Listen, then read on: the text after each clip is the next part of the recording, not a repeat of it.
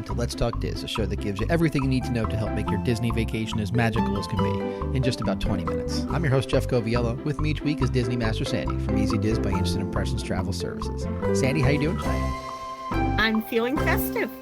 Well, that's good because you are back from property once again. It feels like every week we say that. Yes, no, you do live in New Jersey. She lives in New Jersey, folks, but she's constantly traveling to Orlando and then sometimes in California. But you are back. Just ask my friends at United. They'll vouch for it. Exactly. And take a look at the frequent flyer miles. They'll vouch for it too. But you are back from visiting property where you were in Epcot for Festival of the Arts. When I woke up there Sunday morning, January 15th, it was a whole 3 degrees warmer in New Jersey than it was in Florida. We sent that for you. We did that for you. We figured that was nice. That was a nice way to welcome you to Florida. It was not a nice way to spend my time. My phone kept going off with freeze alerts. It was 37 degrees yesterday morning. So for all those rope droppers and everybody like me who wasn't there for all the rides and the inside things, we were there for all the outside special stuff. It was a cold weekend in Florida. So we get asked all the time, what's the weather going to be? I've done this week probably 10 years in a row now. And it's normally 30 to 40 degrees warmer than it was. So again, check the forecast because till it gets close, there is no telling. It does get kind of cold down there. I don't think I've seen Disney sell so many hats and blankets ever. Well, they do. Florida does get anywhere from 5 to 7 days of winter every year. So it just happened to be the time that you were there this time. But let's break down the festival's dates, because I know that one thing that makes me really frustrated by this festival, not to lead off on a negative note, is it's a really small window. So let's give folks the window. It is their shortest festival. They kind of cram it right in between the end of the holidays and the beginning of Flower and Garden. So it just started this weekend, as we said, January 13th to February 20th. And if you're listening to this and you can't plan on that short notice and you're looking to go next year, literally last year was 1 day off. So that is the window. There's not a big window for them to run this. So you're looking essentially from the middle of January to almost the tail end of February. We're probably about a week left in February on a yearly basis. All right, so let's compare it to the past festivals that they've had. What's your take on that? This was a pretty full festival. We're back to, all the things that we're used to. I do think with this being a short festival and being crammed in between, and again, not everybody is as lucky as me. They don't get to go every year.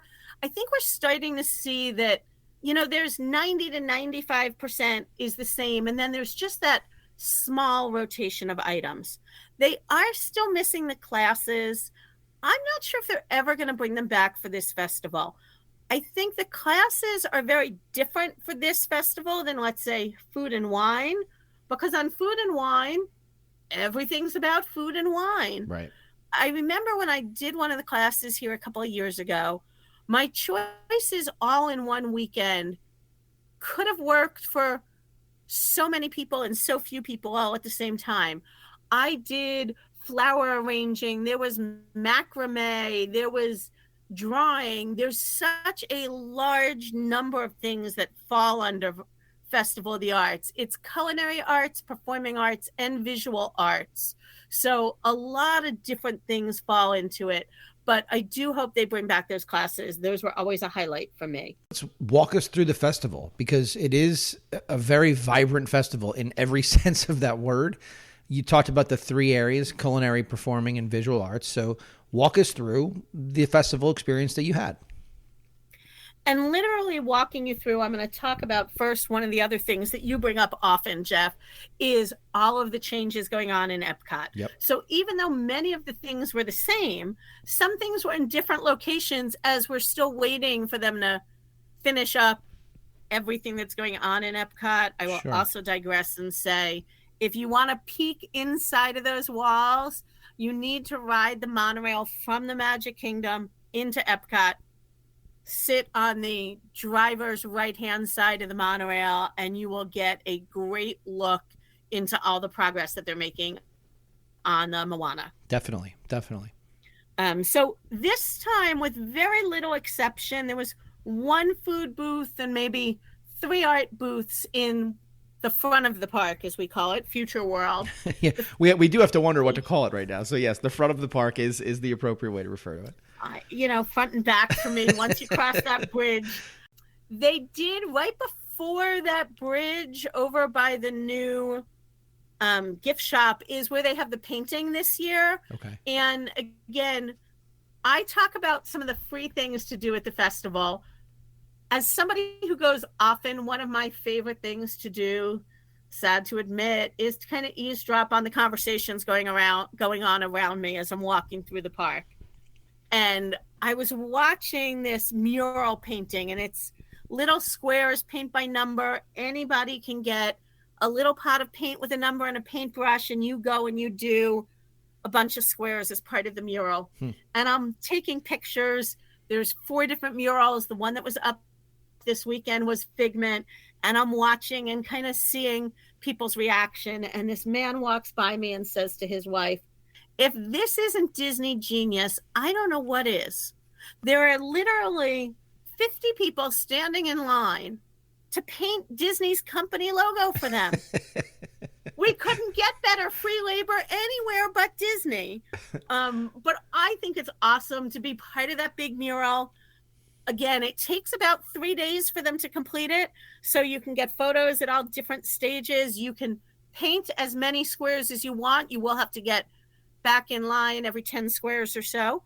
But it's really fun. And since depending when you're going, it might be hard to see what the mural is. This year they did something different. All 4 finished murals are on display behind the stand where you pick up the paint. Then you go over and paint the mural. And as you exit, they give you a bookmark of what the finished mural will look like. So a really neat thing to take part in.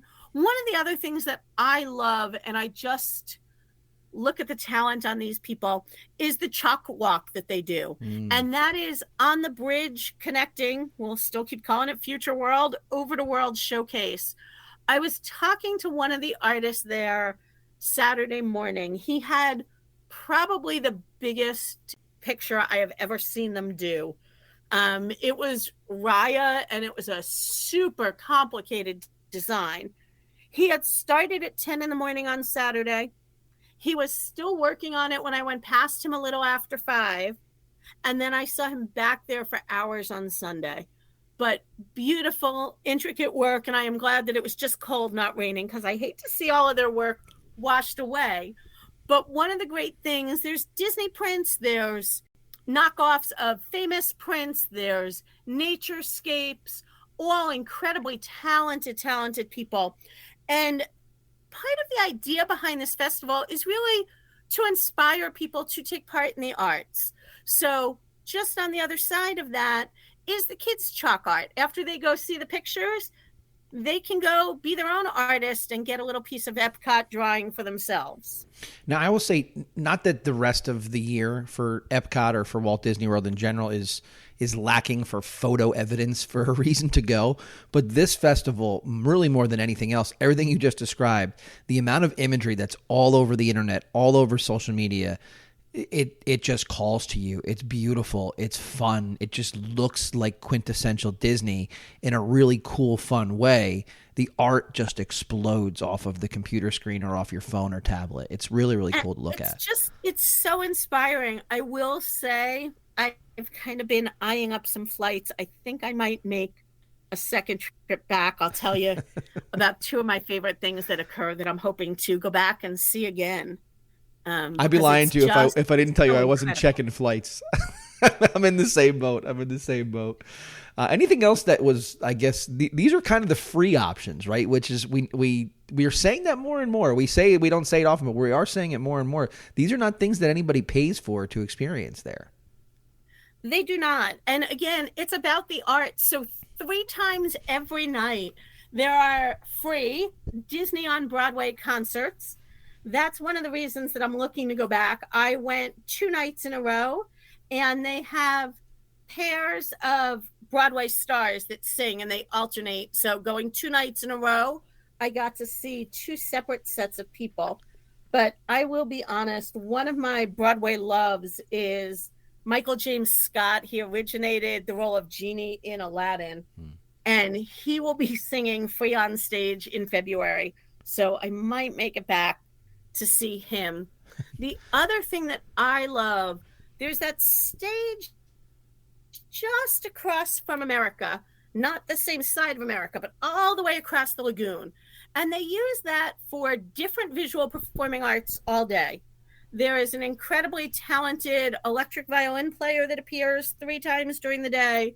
There is a acrobatic act that appears, but my personal favorite twice a day is Trevor Carlton. And if you don't know Trevor, you'll have to check out my video of one of the times that I watched Trevor painting live on stage. I would say Trevor has more artistic talent in his pinky than I have in my entire body. And part of what makes watching Trevor paint, not only is he an incredibly talented artist, but he also has more rhythm probably in his little toe than I have in my entire body. He dances the entire time that he paints.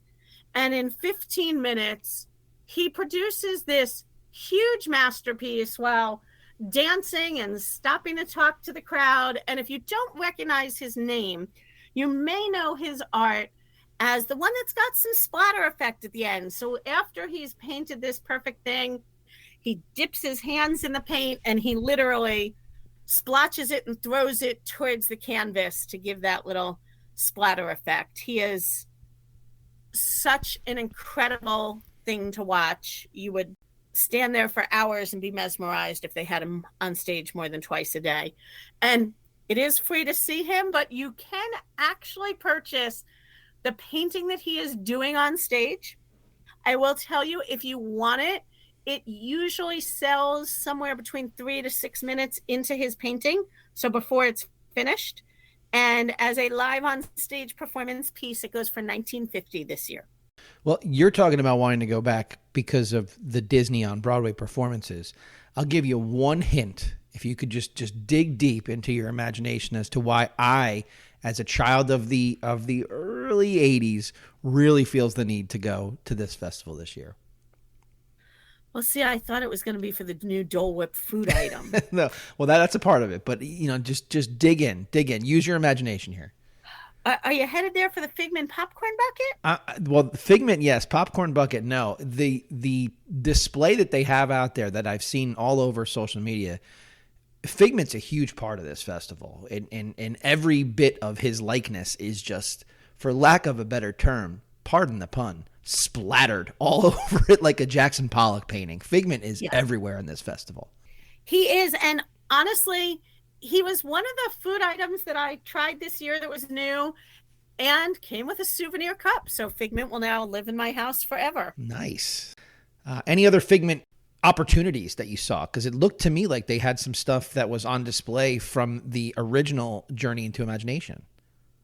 They had a little bit from Journey. They had, I thought, if we're going to talk about merchandise, it's kind of a unique festival for merchandise. I want to say that there wasn't a lot of festival merchandise. Okay. But there was no shortage of merchandise because you could buy so much phenomenal art. It literally lined the promenade, over 30 booths. And I will say, the longest lines that I saw all weekend were not at the food kiosks, not at the attractions, not even at the Figment popcorn bucket line.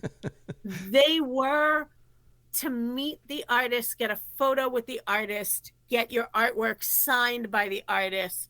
Some real Disney greats there and phenomenal pieces. I saw more people carrying these nice big cardboard boxes, so you knew they had like an 18 by 24 canvas inside of them. Everything from Disney character art to Star Wars art to general nature scenes that had nothing to do with Disney. Lots of great artwork. The other thing, as you said, with Figment is they came out with, and I'm going to say that this was kind of the first I've seen of these, Okay. but they've been around a little bit. They're called Munchlings. Huh. It's the newest stuffed animal fad in my mind. You know, we had Beanie Babies, then we had Wishables, then they had Newimos. Now they have Munchlings. Okay. They're mini stuffed animals. Many of them are scented now. Oh, great. Um, Just what every parent are- wants in their house. there are 2 different blind box sets, and I have to say, the serious collectors of these things never cease to amaze Oh, me. I'm sure. Again, I don't need all the art. I'm a people watcher. Stand in the gift shop and watch adults. They know they're not allowed to open the blind box. They might smush it a little bit to see, because they're not all shaped the same. They're shaking them. They're holding 2 in different hands, and you can tell they're comparing the weight of them. It's hysterical to watch in my mind. But the non-blind box one is a Figment one. If you've never heard of these things before and you were to look at the Figment one, you might not agree with me that it's a Figment one, but I assure you that's what it is. And I think I mentioned this last time when I was there covering Epcot's 40th birthday about 3 months ago, that the gift shop is really having an identity crisis. Mm-hmm. It's got Epcot 40th merchandise. It's got Walt Disney World 50th merchandise. It's got festival merchandise.